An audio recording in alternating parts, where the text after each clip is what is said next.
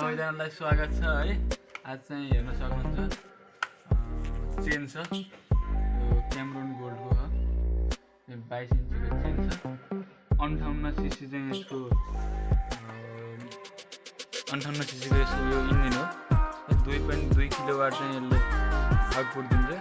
र यो म्याक्सिमम भनेको चाहिँ यसको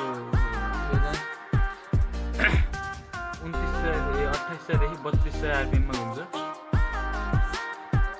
त्यसमा चाहिँ यो टुटी इन्जिन लाग्छ।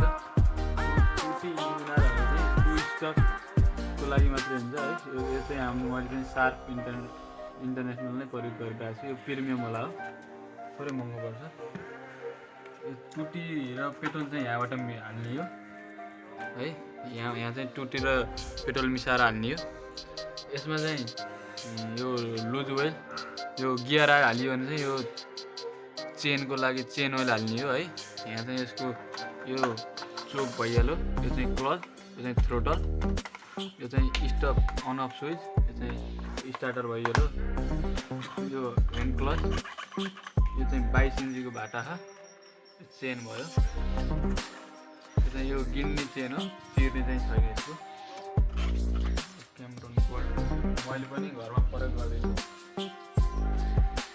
अब यो चाहिँ अहिलेसम्म चाहिँ राम्रै छ। मूल्य पनि मलाई ठ्याक्कै थाहा भएन। म सब यसको मूल्यदेखि लिएर अरूसँग सोद्धाखेरि यो चाहिँ जो राम्रै होला जस्तो छ। काम गर्दाखेरि चाहिँ यो राम्रो काम गरिरहेछ। यो 2 स्टक इन्जिनको चाहिँ धुवा फालेन भने चाहिँ यो टुटी आइल थप्नुपर्छ। यसलाई चाहिँ छुट्टै इन्जिन आइल हाल्नु पर्दैन। पेट्रोलमै टुटी आइल र पेट्रोल मिसाएर हाल्नु।